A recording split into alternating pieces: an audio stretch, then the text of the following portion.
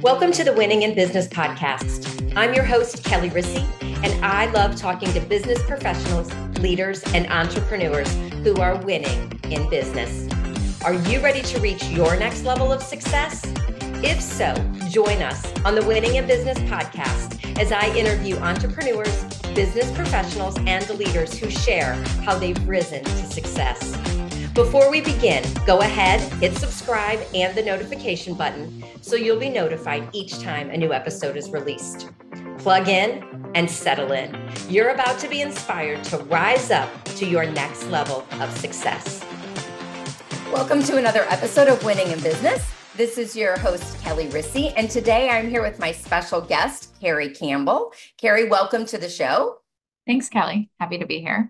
Yeah, so listeners, let me tell you about Carrie. Carrie Campbell serves as a Senior Vice President of Sales and Service for Fenway ParkEvents, Boston Red Sox, overseeing the year-round marketing, sales, and coordination of private and public events. Boasting 30 plus years of experience in the hospitality and tourism industry, Carrie has been instrumental in elevating Fenway Park to a premier event venue in New England and among major league ballparks. Congratulations for that success. Carrie has a passion for the meetings, events, and entertainment industry and was recently named as an industry leader in the 2024 Smart Women in Meetings for Smart Meetings magazine. She currently sits on the board of directors for the Greater Boston Chamber of Commerce and Skull Boston, which is a tourism hospitality industry association. Carrie is a certified Bikram yoga instructor and lives in Back Bay, Boston. So I love all that you are doing. I love your passion for the hospitality industry and just what you bring to it and how you want to, like your goal, like to really lift it up. So First of all, how did you get into doing this?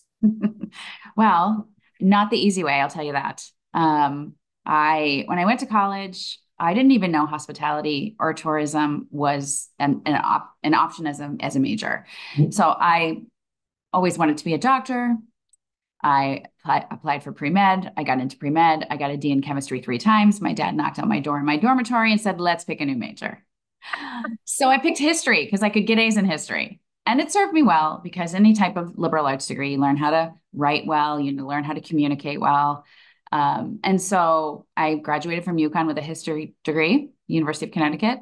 And during my college career, I did a lot in student activities. I was a leader among some of the clubs and organizations there. And I thought, wow, I like the feeling of this. I like the community of this. I like planning things. I like organizing things. I like working with people towards one goal. So I was like, okay, maybe meeting planning. Moved to New York City, hated it. Called my dad. I was working for a PR firm doing like conference planning, logistics. And I was like, Dad, I'm going to move to Boston. I don't have a job. He was like, okay, you can do this once. So I moved to Boston and slept on the floor with my college roommates and got a temp job in a hospitality venue called the Hampshire House, which is Cheers. Oh, yeah. Probably dating myself. Cheers, the bar Cheers, the TV show Cheers was in the basement of this mansion. And then there's 4 floors that you could sell. So I'm selling this mansion to rehearsal dinners, corporate. I'm like, okay, I like this. Kind of fell into it. Moved over to the hotel side of things. And most of my career before the Red Sox was in hotel hospitality, mostly catering sales. And so I just learned to love delivering guest experience. I loved working side by side towards the common goal, taking care of the guest. So I spent, several years with Fairmont. I did a little stint in special events for a hospital group, and we will get to ahas later, and I'll share an aha about that. And then I jumped back into the hotel industry, and I was over at the Boston Harbor Hotel, which is a 5-star, 5-diamond hotel on the ocean. And after 7 great years there, I got a call from the Red Sox, and they said, hey, we're looking to build this business. The ownership, this was 2010. The ownership had been the owners of the Red Sox since 2002. First, they fixed the ballpark. They did a ton of renovation. Then they fixed ticketing. Then they fixed sponsorship. And then they were like, what else do we need to look at here? Which is the low-hanging fruit, which is what happens when there's no baseball. There's 81 games, hopefully playoffs, 200 other days in the year. So, if you had said to me 10 years ago, 15 years ago, oh, you're going to work for the Red Sox, I would have laughed you out of the room. But the truth is, we are delivering hospitality. We are delivering experiences. And the good news is we get to do it at Fenway Park and with the brand of the Boston Red Sox. So that's kind of how I fell into it. And I think a lot of your listeners, probably what they studied is not what they do now, or Yes. if they're studying now. And Yeah, I think me. Oh, that's yeah, me. right. You can reinvent yourself. You can take the skill set and repurpose it. So that's how I got into it.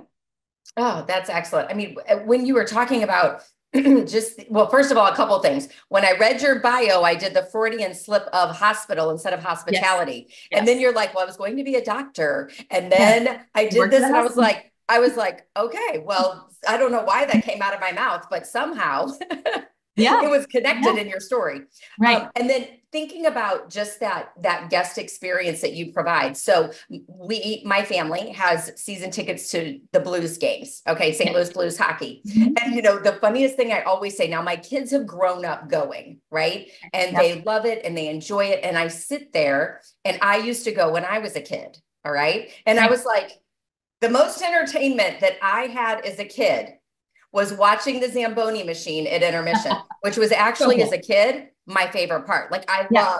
I loved watching him go in circles and clean the ice. That was Yes. the only, other than the game, Zamboni, right? Right. And now they truly do provide an experience when you go to these games, be Yes. from the music, like just everything. Now, Right. you're also talking about experiences outside of the baseball game, like Right. what is the Yeah. park being used for otherwise. But I'm just saying in general, like guest experience, now we know, especially as younger generations come up, they Yeah. want an experience. That's what they Yes. want to pay for. Exactly. They want to be, surprised and delighted.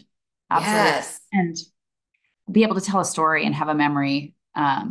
So yeah. Yeah. So yeah. Okay. So you have an amazing career. You, as I said, like, I mean, you are I see you just as such a high-powered woman, just doing her thing, a leader, mentor to others, just, so successful. So I'm dying to know, what are some ahas that you would like to share with my audience, just of your success? What's Sure. led you to where you are? Yeah. Absolutely. Well, I alluded to this earlier. Mid-career, I had been working at a very, the Fairmont Copley Plaza Hotel is it is, a force. It is busy. It is 7 days a week. And I had been saying to myself, like, I can't work like this. I don't think I can continue at this pace, which was my choice to work at that pace, by the way, which is an aha moment. You don't, the pressure you put on yourself is the worst pressure. Um, and so I was like, you know what? I'm going to see what's out there and stay in the space of hospitality, but maybe I want to be on like the planning side, the buying side. And so I did 2 years with Partners Healthcare doing golf tournaments, cancer walks, donor dinners. And let me tell you, every day I was done with my job by 10 o'clock. I was like, what is happening? Is this phone on? Like, what is going on? Like, the pace of a hotel is so different than the pace of, other types of business. And the lesson here, the aha is when you're doing something you're not meant to do, you get really clear about what you're meant to do. Mm. And it's sort of like a grass is always greener. Like, I left that pace and the frenetic feeling of that for this. And every time I walk into a hotel, I light up. I feel this energy. And I was like, okay, you have to go back to hotels. And so I did. And the lesson that I learned was you don't have to work at the pace the pressure that you're putting on yourself. You don't need to get to everything all in one day. Yes, you need to answer things that are urgent, but like there's boundaries to be had here. Mm. So yeah, just getting really clear when you're doing something that's out of alignment, I guess is Yes. the message. And don't stay there. Don't stay out of alignment. Don't, I did it for 2 years. It served me well. I was home every day by 5 and I had every weekend off, but I wasn't myself. And so, when you just love what you're doing, it doesn't feel like work. So yeah, that's one of the ahas. Yeah. Love it. Yeah. What else? Another aha. Um, I love that. another, And well, and I mean, I'll say that, I feel like there was so much packed in just that one, really. One, do what you love. And if it's yeah. not lighting you up, you probably need to consider switching, right? Yes. Yes. Two, you talked about boundaries in there, Yes. which, is a big thing. Like we know that when we can have boundaries and the way that I talk about boundaries is there are no boundaries, loose boundaries. There are very rigid boundaries and there are healthy boundaries. Yes. And 100%. sometimes people get caught in the rigid or the none. And so then it's really having that healthy boundary. And then the other thing that I heard you say that, like I'm telling you, all this was packed in one is, well, it just left me. It was really good too. It might Okay. come back to me. I'll let you Okay. keep going. It might come back. Well, speaking of boundaries, another huge aha for me is saying no to protect your Mhm. yes. Yeah. And what I mean by that is boundaries. There is a lot of messaging, I will say, especially for women out there in our community and the people that we follow and thought leaders of lean in, say yes, take a seat at the table. You're never going to be ready. Just jump in with 2 feet. And I am a fan of all of that as long as you have healthy boundaries. Mhm. And guess what? You set the boundaries. You have to sit with yourself and say, what do I really want? Like put your hands on your heart and say, how is this going to serve me? Like, or how can I be of service? Like, is this the best way for me to be of service? And I did not start doing that until I was like in my late 40s. So all of this time in my 20s and my 30s where I was saying yes to everything because I was listening to this messaging, which is really important messaging because so many people dumb themselves down and I'm not ready. I need to take a class. I need to go to school for that. I'm not going to apply for that job because I don't have that one bullet point. I'm not talking about that. I'm talking about saying yes to every invitation. So you're out to dinner every night at networking events.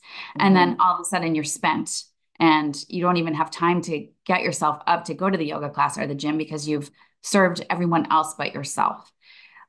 Saying no to something so you can work on something that lights you up. Saying no to the can you speak at the industry association thing because you need to prep for the podcast the next day, Mhm. right? So that you Yeah. show up, and that's a true story. Someone said, hey, can you speak at a thing? And I was like, I would love to, and please keep me on your list, but I feel like I need to prep for what I'm doing tomorrow. And that's just an example of saying no to protect your yes. And I really want to highlight you're the boss of you. Like Mhm. you give yourself permission or not. And the aha that comes with time and experience. And it still happens, right? We all find ourselves sitting at something going, why the hell did I say yes to this? Like, or you see it in your calendar. You're like, a month ago, I said yes to this, and you could see it on Thursday in your calendar, and you're like, oh, I don't Yeah. want to do that. I Yeah. don't want to spend my time there, but I already said yes, Mhm. And so lesson learned, right? The Yeah. boundaries of protecting yourself, protecting Yeah. time to do what lights you up. Yeah. Huge for me. And I I still love, it's learning every day. yeah. I love that. And I think that, it I feel like it's the pendulum swing, right? Of yes, yes, yes, yes, yes, yes, yes, to then sometimes we go all the way to no, no, no, no, no, no, no. And we're like, wait a minute, let's Right. find a happy medium. And so, yes, there's going to be times where you're like, shouldn't be sitting here, but it's not as often, right? You Right. know what I mean? Like you've made it Yes. less. And what came to my mind is something that I have my clients do is that wheel of life. And Yeah. the wheel of life has all the different categories, personal development, health, your social life, your relationships, meaning like closer family, like all the different parts to it. And when you fill that out, if you have big flat tires in major areas, right? Like these are full and these are really flat, it's time to look at what do you keep saying yes to that then is preventing you from not being able to do these Right. things, right? And it Right. goes back to, just I love this point because I think it's when you say yes to something, it should automatically be the hell yes, I want to be Yes. there. And if it's Great. not Yes. the hell yes, you are for sure going to regret being there. Like Yes. that's the whole thing. You need to do before you say yes, you need to take the internal temperature of Yes. is this a hell yes right now? Because then Right. I'm going to want to be there. And Right. if it's not that right now, there's Yeah. no way I'm going to want to be there when Right. when it rolls around to my calendar. Right. Yeah. And I will say a lot of times the hell yes comes, and then right behind it is the fear. Yeah. Like, oh my gosh, what did I just say yes to? And that fear, as we know, we've all done the research. Fear is designed to keep you safe, to keep you in your Yes. comfort zone, right? Right. That fear, what I have learned is the closer you're getting to something that's meant for you, the more scary it feels, right? Yes. And so that's a Yes. good sign. That's a good Yes. sign. But don't be like, hell yes. Oh, maybe not. Right. Because right, it's like almost like buyer's remorse, right? You did the thing and then you're like, oh, what did I just buy? So I just wanted to say that too, Oh, because I know. I think that's great because I think it's usually that fear is like that imposter syndrome then comes in, right? yeah, Like some of that fear can be like, oh, do I belong there? Should I be like whatever? Oh my gosh, that's great. Okay, what's another aha you have for us? I mean, we could have a whole podcast on imposter syndrome, Yeah. but that's not why we're here today.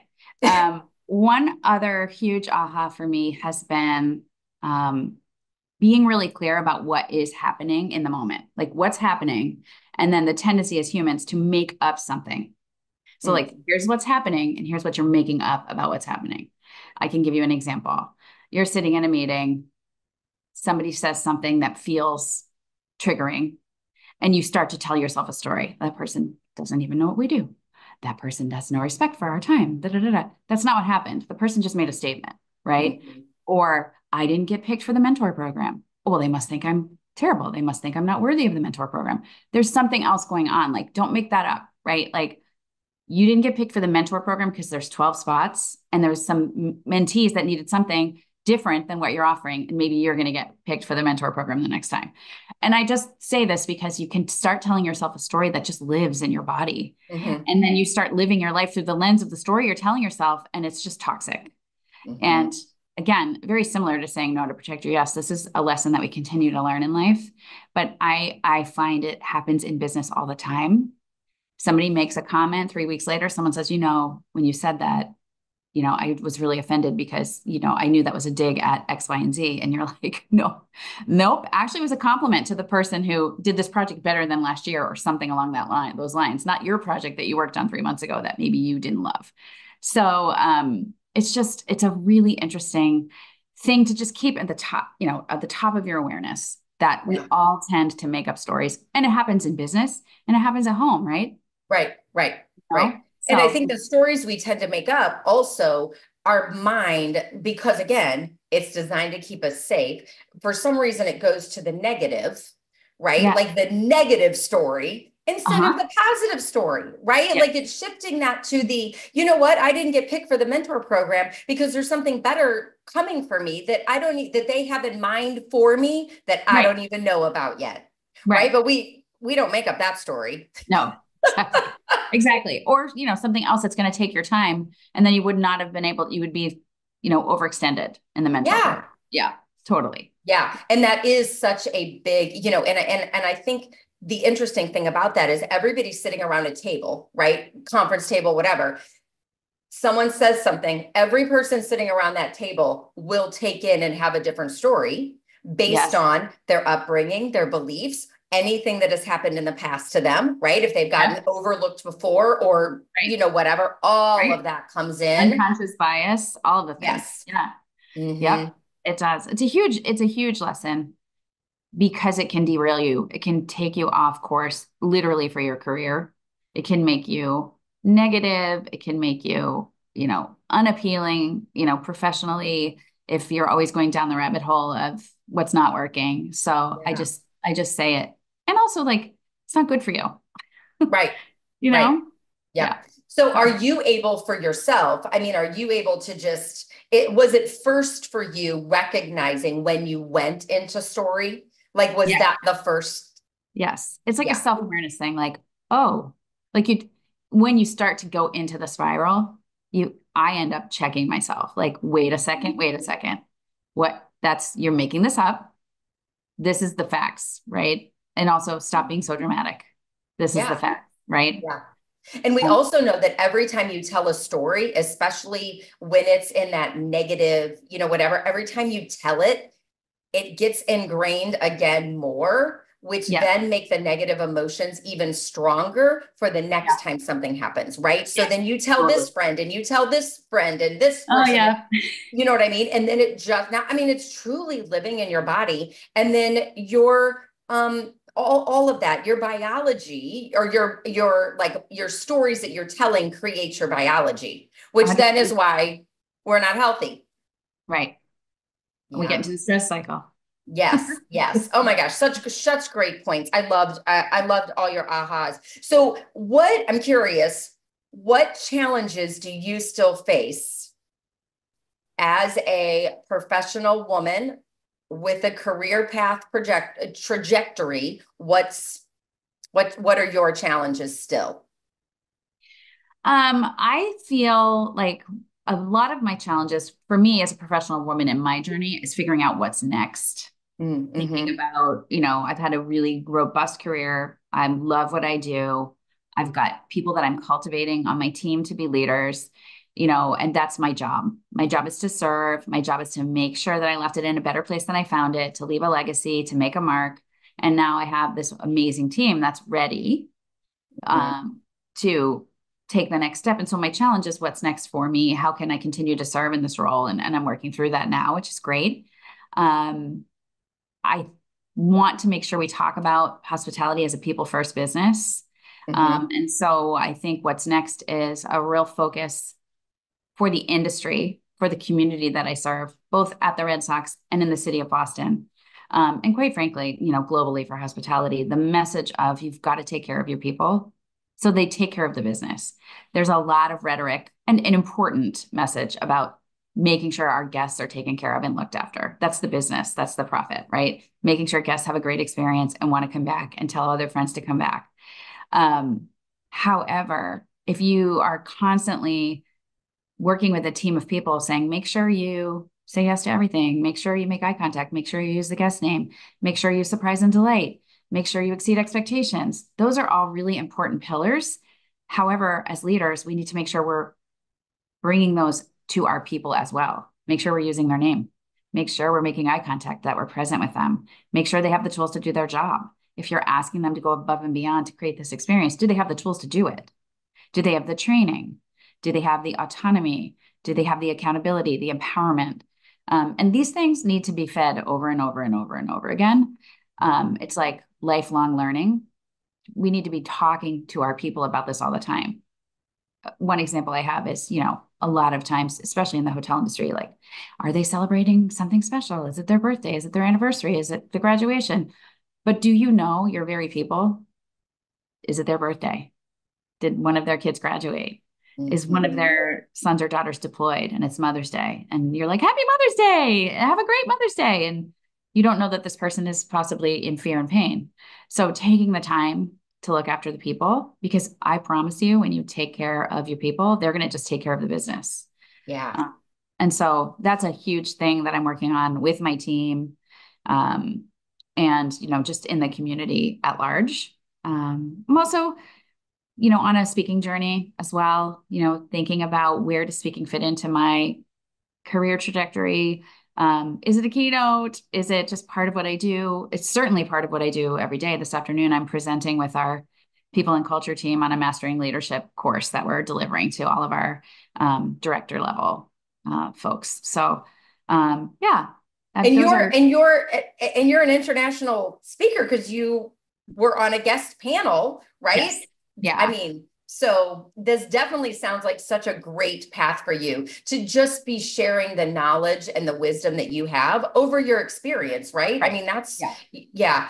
What I was when you were talking about really serving your people so they can serve the guests. I don't know if it's a pyramid, a triangle, upside down, whatever. I just see, I know the importance of, as you do, right? We don't always know this when we're younger, but we Right. realize it as we age, the importance of first, I have to fill myself up, Yeah. 100%. right? So if Yeah. I fill myself up, then I go in and I'm filling my team up, my employees, Mhm. then that carries over out into the guests. And it's that whole energy trickle, because we know that energy goes out, and how we show up then affects everybody. And so start with yourself, then your team, and then it goes right out into your guests, and then your guests go out.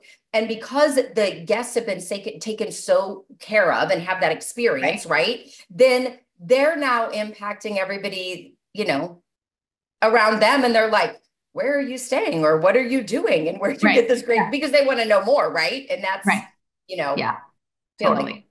Yeah. Yeah. Absolutely.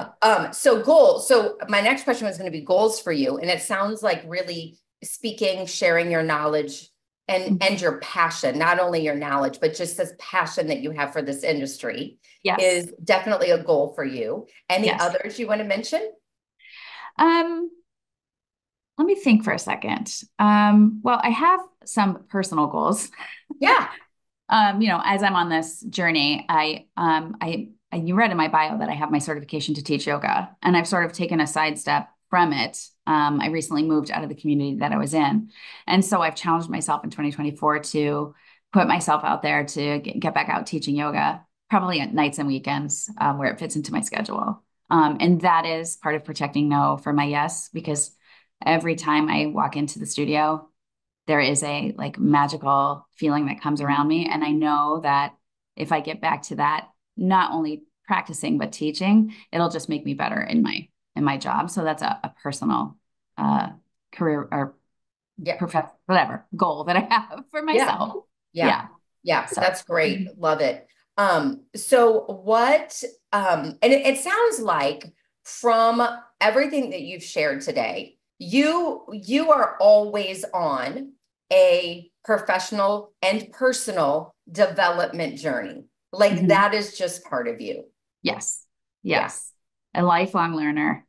I'm a huge fan of trying something, and if it doesn't work, calling an audible and, instead of taking a right, take a left, but at least let's try it and see how it goes. Because for so long I was like, well, it's not quite right. The plan's not right. It's got to be, we've got to fine tune that.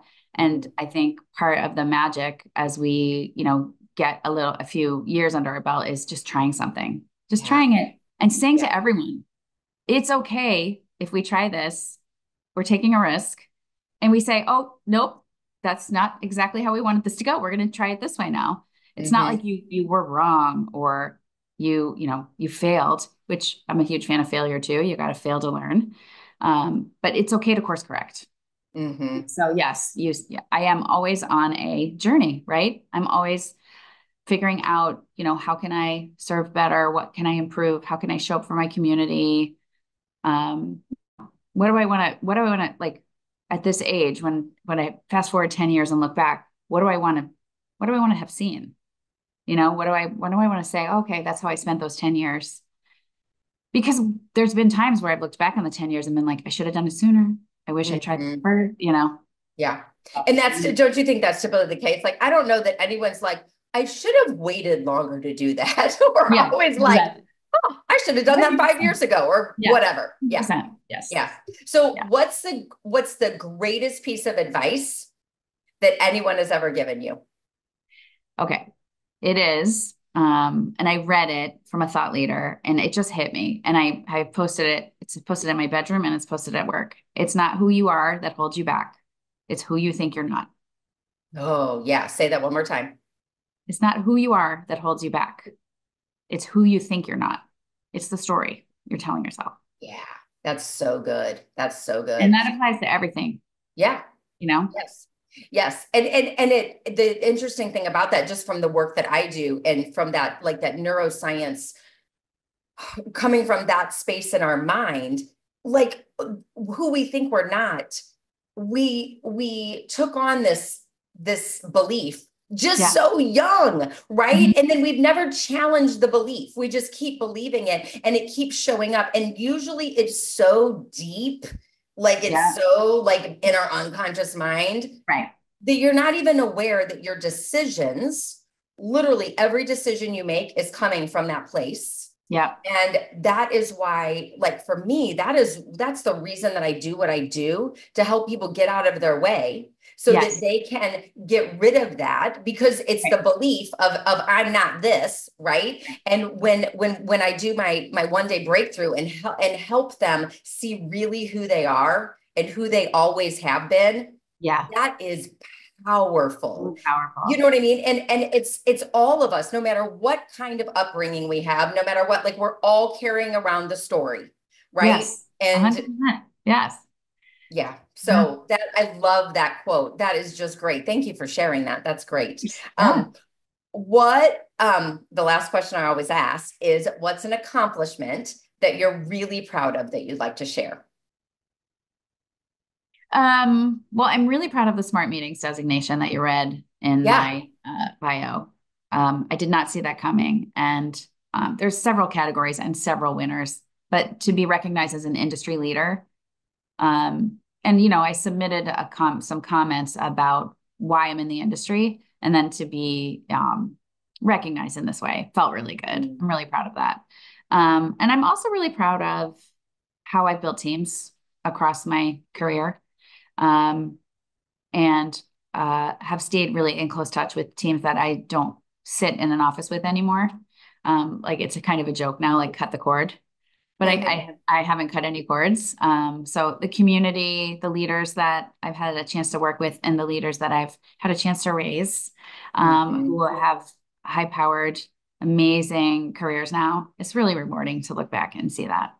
So I'm Yeah. really proud of that too. Watching people rise and shine and just do their thing in their way and be so successful, and to know that, I was a part of that, a small part of that, and lifting them up and cultivating that with them. So yeah.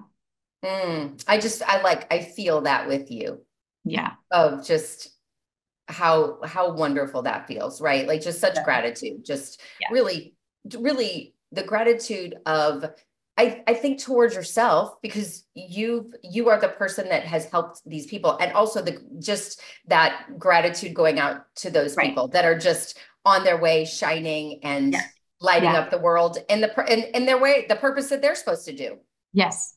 Yeah, Yes. that's great. Okay, so how can people connect with you if they would like to just stay in touch with Carrie Campbell? Oh yeah. You can find me on LinkedIn, just Carrie Okay, Campbell. And then on Instagram, I'm CPC.29. CPC.29. Okay, Yeah. perfect. And I will put all of that in the show notes so that people have your social media links. So LinkedIn and Instagram, those are the two best places. Yes. And Carrie, it has been just a delight.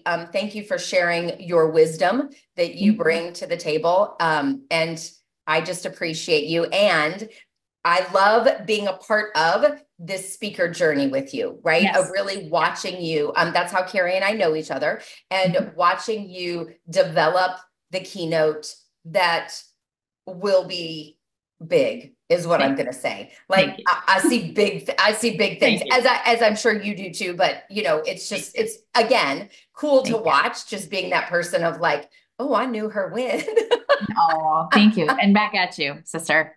Thank you. I think the world of the work that you do. It's so important. We need it in corporate. We need it so much. So thank you for the work that you do. Yeah. Thank you. And it's All been right, great. so listeners, if you heard takeaways today, love to hear your comments. Also, share this with someone who you know that needs to hear some of Carrie's tips that she has going on, because boundaries we know we need them. Saying no to protect the yes, we definitely know we need them, and getting rid of the story that we tell ourselves so that we can just move forward easier, better, and really more stable, and get rid of the negativity, right? All about just moving forward with that great energy. So please share this, like it, and I will see you next week on another episode of Winning in Business. And until then, rise up and live. Thanks, Carrie. Thank you, Kelly. Thank you for being a part of the Winning in Business podcast. If you've enjoyed this episode and want to rise up to your next level of success, but are worried about increased stress, time for work and yourself and your family, not to mention being exhausted, I'd like to invite you to a complimentary strategy call where I'll show you how you can do it all. I'll help you reclaim time, keep your sanity, handle the chaos with ease, and move to the next level of success that you deserve and desire.